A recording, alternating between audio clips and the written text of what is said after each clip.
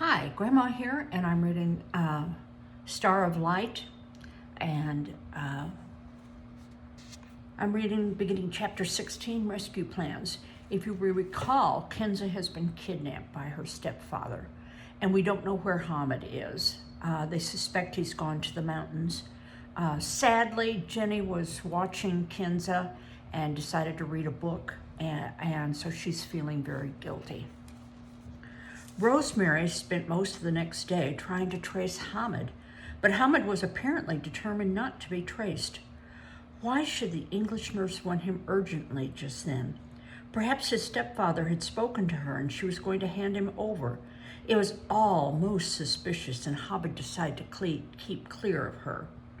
However, the English nurse was so determined to find him that on being told that Hamid had gone up to the mountain, she canceled her boys' meeting and settled herself just before sunset behind the pillar of the great stone archway through which he was likely to return. Before long, a weary little figure skulked in through the shadows, and she grabbed hold of him by what remained of his shirt.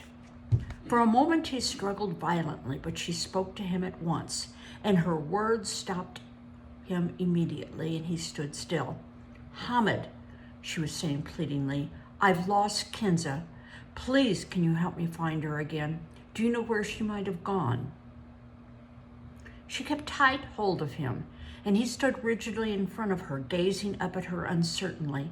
At first he was too startled to think, but gradually his mind cleared and he began to put two and two together. If Kinza had disappeared, her stepfather had certainly taken her home. And if the nurse was searching for her, then she did not know about their stepfather. But it did not seem safe to tell. It might lead contact with police, and no little street boy ever wishes to have anything to do with the police. Or it might lead to meeting his family, or it might all be a trick or a trap. It was far safer to deny everything and have nothing to do with it. And yet, if he refused to speak, Kinza was lost, and all his efforts were wasted. Kinza had been so happy, so healthy, so safe. Now she'd be sold to the beggar. Why else should his stepfather want her? And he would not be there to protect her. "I don't know anything about it," he said warily after a long pause, but the nurse felt quite sure that he knew a great deal more about it, though it might be difficult to worm it out of him. She must proceed very carefully. "Let's go home and have some supper together," she said soothingly, "and we can talk about it in the house. You must be hungry after being on the mountain all day." Since he had had little to eat since the evening before, having not been to work, he was ravenously hungry. There was a gnawing point inside him, and unless he accepted the English nurse's offer, there was very little chance of food that night. It was rather risky to go to her house because, after all, it might be a trick, but he was so hungry. "Nobody can make me talk," he thought, as he slipped a dirty little hand into the hand of the English nurse, and she clasped it firmly and did not let go until they were safely inside her house with the door locked behind them. She led Hamid upstairs to the room where he'd once seen Kinza asleep, and he sat down cross-legged on the mat, sniffing the delicious smell of hot rice and vegetables cooking in the pot on the fire. She brought him a steaming bowl full and a great hunk of bread, and then fetched her own. She did not question him while he ate, for he was completely absorbed in his food, but she watched him thoughtfully. He was so like Kinza in looks. The same dark, bright eyes, heart-shaped face, and determined mouth. She waited until the last drop of food was gone and the bowl wiped clean with a crust of bread, and then she spoke with a certainty that she did not feel. "Hamid," she said very firmly, "do you know who has stolen away your little sister, Kinza?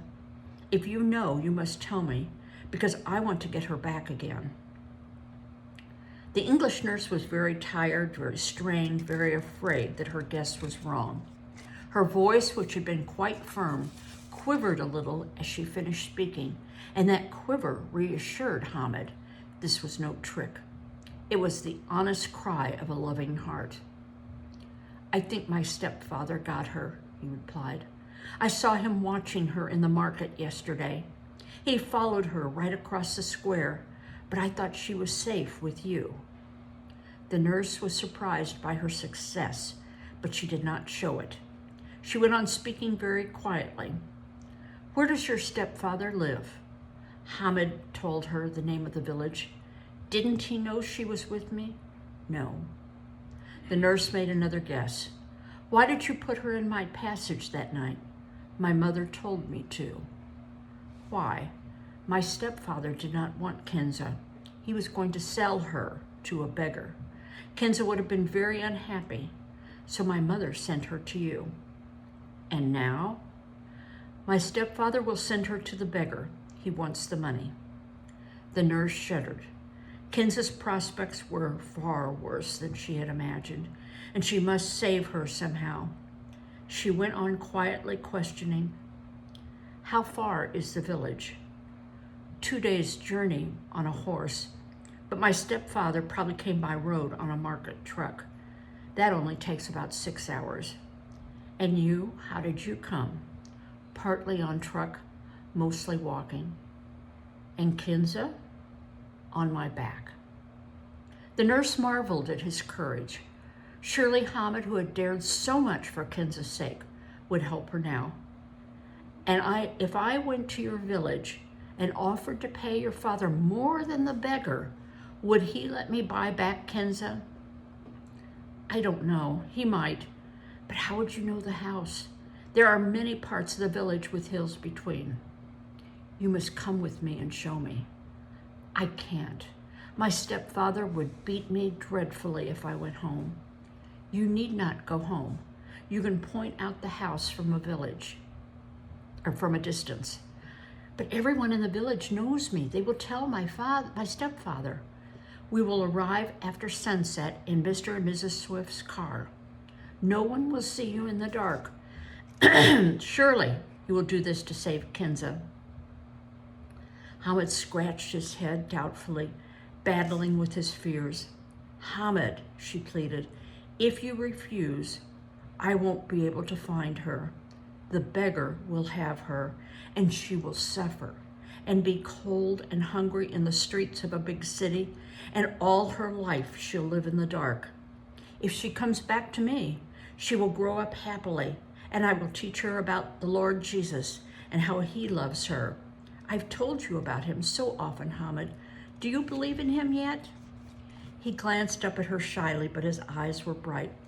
I love the Lord Jesus very much, she replied simply.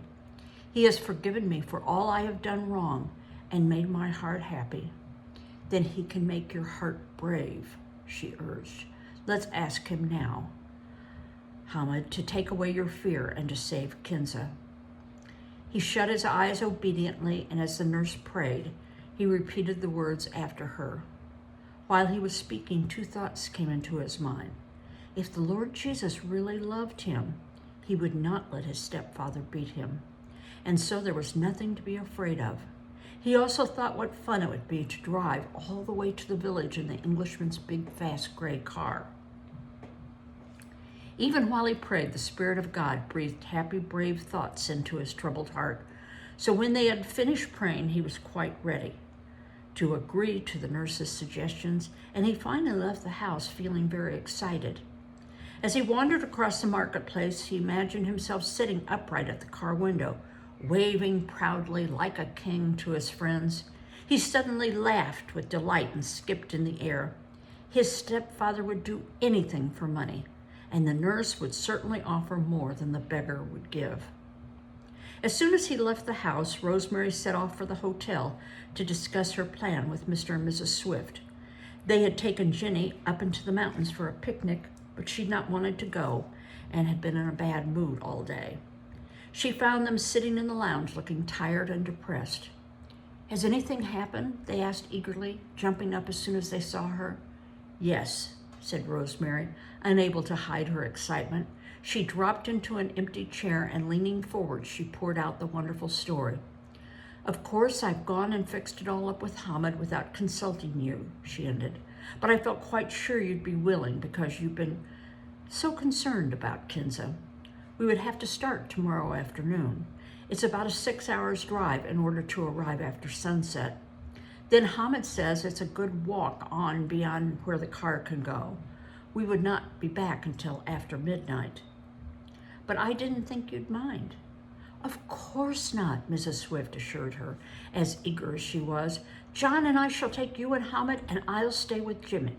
John shall take you and Hamid, and I'll stay with Jenny. I don't think she ought to go.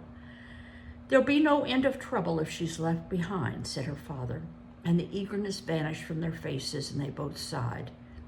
Is Jenny in bed? Inquired Rosemary. Could I tell her about it, or will she be asleep? Mr. and Mrs. Swift glanced at each other, and there was a moment's silence. Then Mrs. Swift spoke. Yes, do go and tell her. Rosemary, I wish you could somehow talk her into a better mood. She's so fond of you, and I don't seem to be able to do anything with her tonight. We've had such a miserable day because she didn't want to go to the picnic. She wanted to stay and help you look for Kinza. Of course, I know she's been ill and all that, but really she does behave like a spoiled baby when she can't get her own way. I sent her to bed when we got in, added Mr. Swift gloomily. Her tempers are just getting too much. She's not used to being punished and took it very badly, so I don't know what sort of mood you'll find her in. She'll certainly kick up an awful fuss if she's not allowed to go tomorrow. Poor Jenny, said Rosemary. I'll go and see if she's still awake. And she climbed the stairs rather slowly and knocked at the door. There was no answer. She opened the door and went in. What do you want? Said a sullen face from under the bedclothes. I haven't gone to sleep early like you said, so you needn't think I have. It's me, Jenny, said Rosemary quietly, went over and sat down on the bed. Jenny came out at once, rather embarrassed, for she always spoke politely in front of Aunt Rosemary, wanting her to think she was a nice child. However, Mummy and Daddy had probably been talking about her, and she must make Rosemary see her point of view. Surely she would understand and see how ill-treated she was. Oh, Aunt Rosemary, cried Jenny, bursting into tears. I'm so glad you've come. I've been thinking about Kinza all day long. Oh, no, you haven't, replied Rosemary in a very matter-of-fact voice. You've been thinking about yourself all day long, and that's why you're so unhappy. Selfish people are always unhappy because they mind so much when they can't have their own way. I am not selfish, sobbed Jenny angrily. You don't understand any more than Mommy and Daddy do. I couldn't stop wondering where Kinza was, and they took me away where I couldn't find out or hear if there was any news. But your hearing the news wouldn't have helped Kinza at all, replied Rosemary. It would have just satisfied your own curiosity. And because you couldn't be satisfied, you made Mommy and Daddy miserable all day long. And if that's not selfish, then I don't know what is. Jenny could think of nothing to say to that, so she just repeated, You don't understand. Oh, Jenny, I understand so well, cried Aunt Rosemary, suddenly kneeling down and drawing the angry, hot little girl toward her. I understand that because you have always had everything you want, and because Mommy and Daddy have always given you such lovely things and been so good to you, you think nothing matters in the world except your own happiness. Your heart is like a little closed-in circle with yourself in the middle. And every time something happens that hurts or annoys you, you think the world is coming to an end. As you get older, Jenny, you will find that there are more and more things that will annoy and hurt you, and you are going to grow into a very unhappy, unloving person. You see, you haven't really time or room to love anyone else properly because you're too busy loving yourself. Jenny was quite silent. No one had ever talked to her like that before. Her mother and father usually ended by saying, Never mind, darling, we're sure you didn't mean it. Let's forget all about it. But perhaps Aunt Rosemary was partly speaking the truth. She often didn't feel very unhappy simply because it was not possible for her to have her own way. She thought of a girl at school who had wanted to learn to ride a horse and who had wanted a new dress for a party, but she couldn't have either because her father couldn't afford it. Yet she'd not made a fuss about it, and had seemed to really enjoy the party, even though she was wearing one of her sister's old dresses. Ginny could not understand it. "I can't help minding things," said Ginny at last in a small, hurt voice, "and I do love people. I love Mummy and Daddy, and you and Kinza, and lots of people." "Only as long as we please you," replied Rosemary.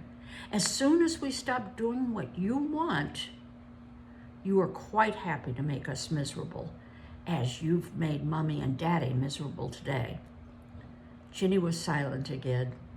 It was no good trying to make Aunt Rosemary understand, because apparently she knew all about her, but it made her feel peaceful in a strange kind of way. Ginny suddenly felt she could stop pretending. "I do want to be good and happy," she whispered, "and I do want to make Mummy happy, but I can't.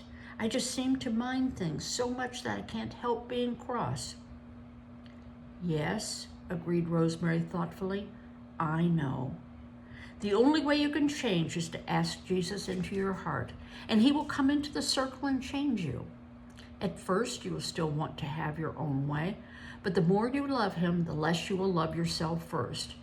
You will want what he wants, and gradually you will become happier and happier and feel more satisfied." It sounds difficult, but it's really quite simple. "Oh, I see," said Jenny rather sleepily. She'd stopped crying and was lying very still. Rosemary waited a minute and said, "I really came to tell you some news of Kinza.